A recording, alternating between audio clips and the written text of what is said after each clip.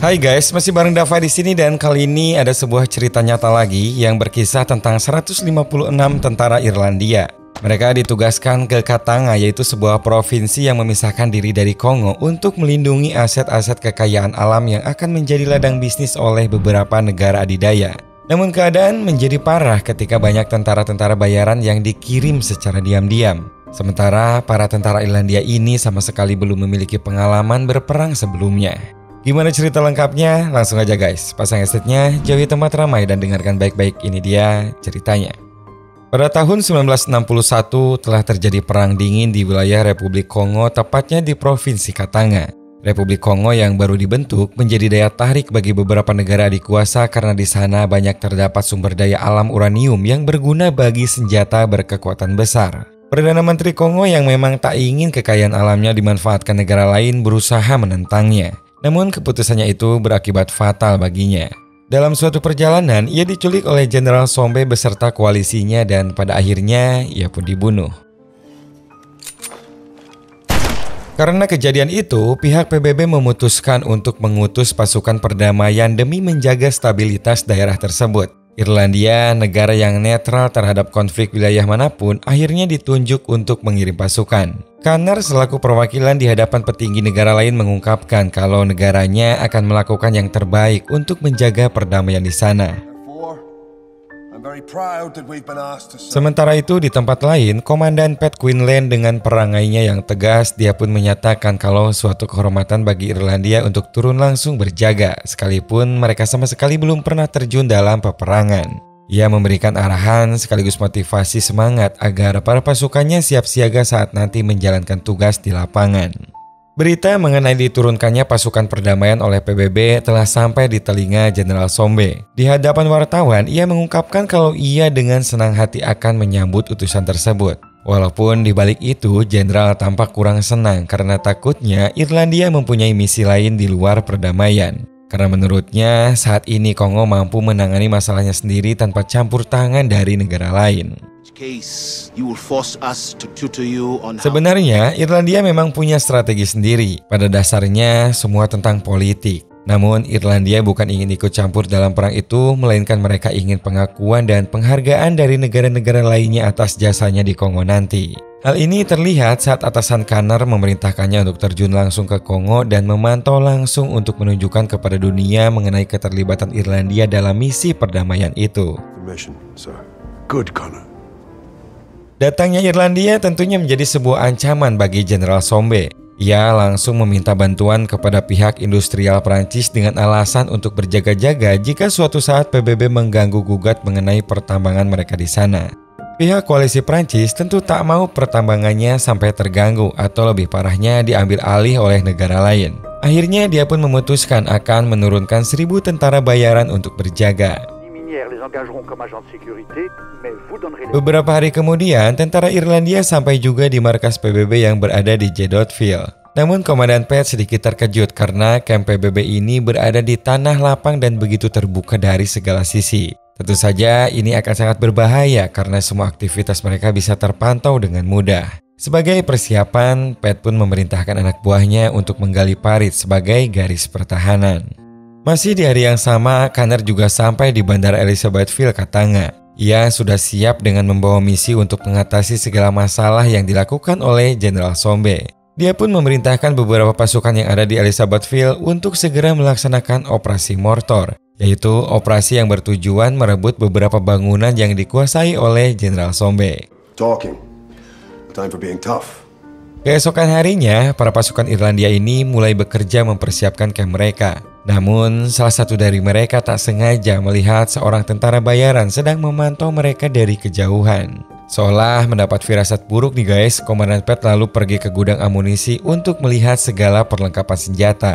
Namun ternyata semua persenjataan di sana sangat jauh dari standar modern. Saat berbelanja persediaan makanan, Komandan Pat juga menyempatkan mengunjungi salah satu bar. Tanpa diduga, ternyata di sana banyak tentara-tentara bayaran yang ditugaskan untuk menjaga kepentingan tambang koalisi Prancis. Mereka pun berbincang sambil minum bersama. Komandan tentara bayaran yang bernama Ren pun sempat merendahkan pasukan Pat karena Irlandia yang dianggap belum pernah terjun berperang. Pat pun di sini berbalik membela diri dengan mengatakan kalau Prancis payah dengan taktiknya hingga kalah sama Jerman saat Perang Dunia. Karena perbincangan di bar tadi dan merasa ada suatu rencana yang dapat membahayakan mereka, Komandan Pat pun lalu menyuruh anggotanya untuk menemui Kanner dan meminta tambahan anggota pasukan untuk berjaga-jaga sekaligus beberapa amunisi lainnya. Tetapi saat semua itu dijelaskan, permintaan Pat pun ditolak karena dianggap kalau itu hanyalah kecemasannya saja yang berlebihan. Kanner juga meyakinkan kalau tidak akan ada penyerangan yang terjadi di Jedotville karena daerah itu cukup aman dan jauh dari pemukiman. Saat operasi mortor dilakukan, sayangnya ada kesalahan terjadi. Pasukan PBB sempat melemparkan bom dan mengenai beberapa warga sipil yang tidak bersalah. Kanner tentu saja marah karena ini di luar dari rencana dan bisa membuat citra buruk bagi dirinya dan juga negaranya. Sebagai antisipasi, ia pun meminta agar berita ini tidak disampaikan kepada PBB pusat. Penyerangan ini menelan banyak korban dan dianggap sebagai sebuah ancaman peringatan bagi koalisi industrialis Prancis. Sebagai balasan, masih di hari yang sama, Ren pun akhirnya diperintahkan agar tentara-tentara bayarannya menyerang balik para pasukan PBB yang berada di Jedotville. Esok harinya, penyerangan itu pun dilakukan. Saat itu, banyak dari tentara sedang melakukan ibadahnya hingga salah satu penjaga pun menembak ke arah lonceng agar para tentara mengetahui peringatan tersebut. Mereka semua lalu berhamburan keluar dan langsung bersiap mengambil persenjataan. Melalui parit yang sudah disiapkan sebelumnya, mereka mulai melakukan serangan balik. Sedangkan pihak musuh walaupun dengan senjata mesin mereka cukup kerepotan karena posisinya yang berada di lapangan terbuka. Karena kalah jumlah, Pat pun berusaha menghubungi pusat PBB di Elizabethville untuk meminta bantuan. Namun ternyata mereka tidak bisa memberi bantuan karena para tentara lainnya sedang fokus di operasi mortor. Pat tentu saja marah karena penyerangan itu dirinya lah yang mendapat imbas dari serangan balasan para suruhan industrialis. Kondisi saat itu benar-benar tampak begitu kacau. Irlandia berusaha bertahan dengan senjata seadanya dari gempuran pasukan musuh yang jumlahnya jauh lebih banyak. Setelah bertahan cukup lama dan musuh sudah berkurang, seorang sersan akhirnya memutuskan untuk langsung maju membawa senapan mesin. Diikuti dengan tembakan perlindungan dari tentara-tentara lainnya, serangan senjata mesin itu akhirnya berhasil membuat para pasukan musuh mundur. Setidaknya untuk saat ini mereka masih bisa bertahan. Namun di sisi lain, Ren yang tak menduga kalau Irlandia akan melakukan pertahanan seperti itu mulai memberikan arahan untuk melakukan serangan selanjutnya. Ia yang memang tahu Irlandia tak punya pengalaman perang menyiapkan kembali strategi dengan tentara lebih banyak sekaligus menyerang dari berbagai arah. Alright, so let's go! Setelah penyerangan tadi, Pat kembali mengatur strategi dengan menyiapkan beberapa tentara untuk berjaga di setiap sudut markas. Namun ternyata ada masalah lagi, selain kalah jumlah, amunisi yang tersisa saat ini juga tinggal 13.000 saja. Yang mana hal itu akan membuat mereka kesulitan untuk bertahan, apalagi kalau pasukan musuh menyerang dengan jumlah yang lebih banyak.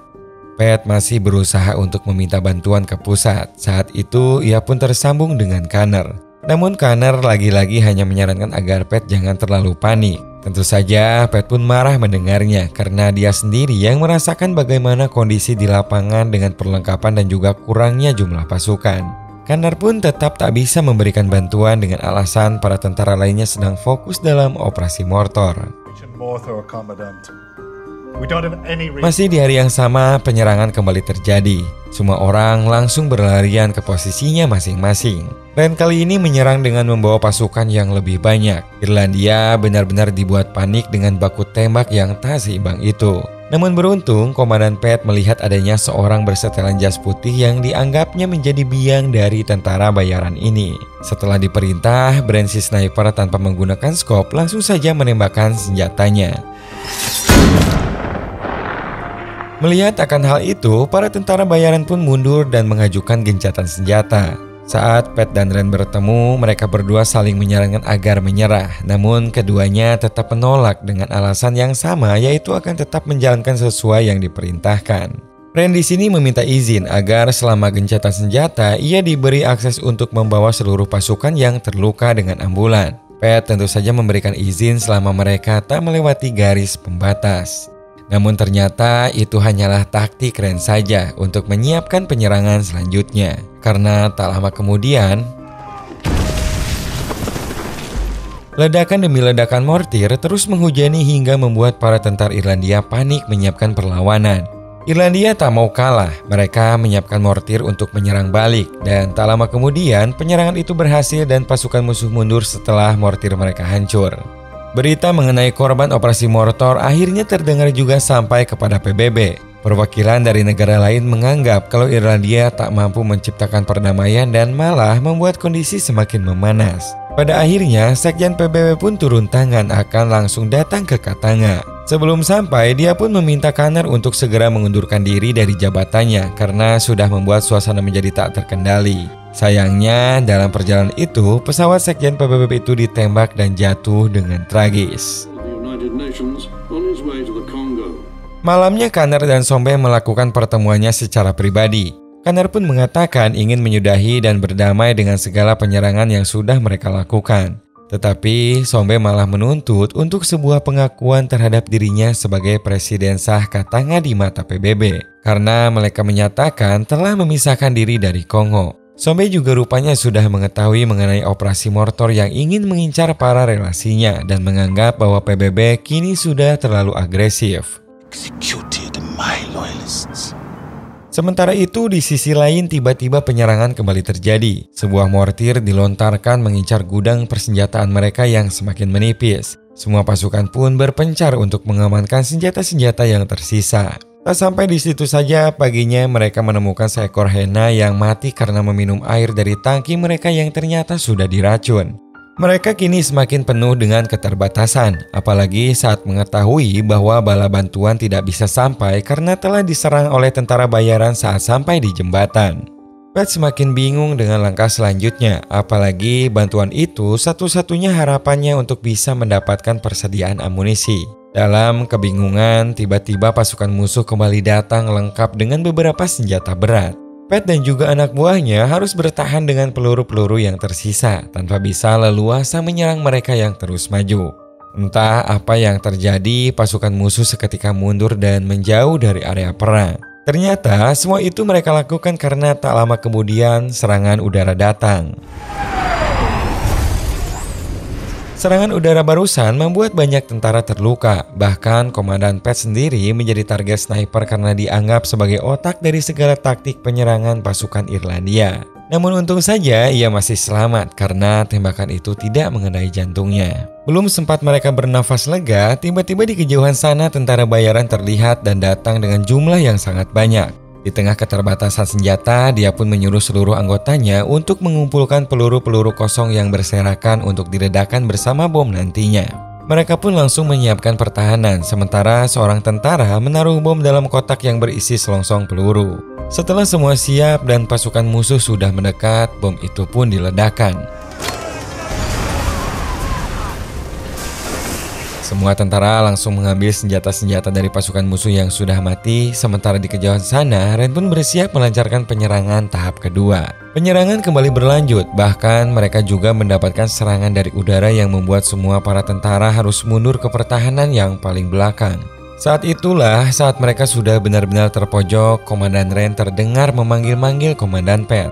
Di pertemuan yang kedua kali ini, Ren pun mengusulkan agar Pat lebih baik menyerah saja. Awalnya, Pat pun sedikit ragu, namun setelah berpikir, akhirnya ia pun setuju. Karena kalaupun dilanjutkan, sudah menjadi kepastian mereka akan kalah. Tak lama kemudian, mereka tentara Irlandia dibawa untuk dikirim ke penjara Katanga karena dianggap sebagai pemberontak. Dan sebulan kemudian, para tentara Irlandia pun dibebaskan dan dipulangkan ke kampung halamannya. Tetapi bukannya penghargaan yang mereka dapatkan, tapi mereka malah dianggap sebagai pengecut karena sudah menyerah dari misi di Jadotville. Kanner dan jenderalnya menganggap kalau hal itu justru membuat citra negara Irlandia buruk di mata dunia. Pat tentu saja tak habis pikir, penyerahan diri itu juga mereka lakukan karena sudah tak ada harapan lagi untuk bertahan.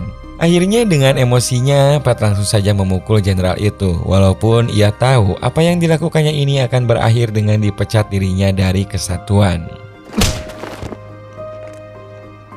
Tetapi kehebatan para pasukan Irlandia ini adalah dalam 5 hari pengepungan tidak ada satupun pasukan yang gugur dan semuanya kembali dengan lengkap dan selamat. Dr. Conor O'Brien juga akhirnya mengundurkan diri dari PBB diikuti dengan Perdana Menteri Irlandia. Sementara itu di Afrika, Rentpliquet si pemimpin pasukan bayaran tetap melanjutkan tugasnya memimpin pasukan di Afrika dan juga Timur Tengah dan menjadi salah satu legioner Prancis yang sangat dihormati. Pemisahan diri Katanga juga dihentikan pada tahun 1963 ketika pasukan PBB mengalahkan pasukan Katanga saat itu. Sementara Sombe meninggalkan negaranya dan dihukum atas pengkhianatannya dan meninggal karena serangan jantung ketika ditangkap di rumahnya di Aljazair pada tahun 69.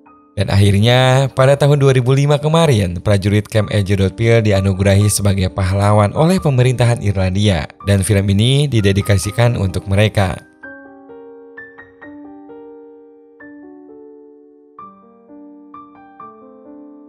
Terkadang menyerah bukan berarti kalah, tetapi ada hal yang sudah tidak bisa lagi dilakukan setelah segala perjuangan yang tidak begitu membuahkan hasil. Menyerah juga bukan berarti seorang pengecut, karena seorang pengecut hanyalah istilah untuk orang yang tidak berani bertaruh sebelum memulai pertempuran. Semoga kalian suka dengan cerita kali ini guys. Terima kasih banyak buat kalian semua, jangan lupa klik tombol subscribe-nya dan jangan lupa juga tonton video 7 menit lainnya.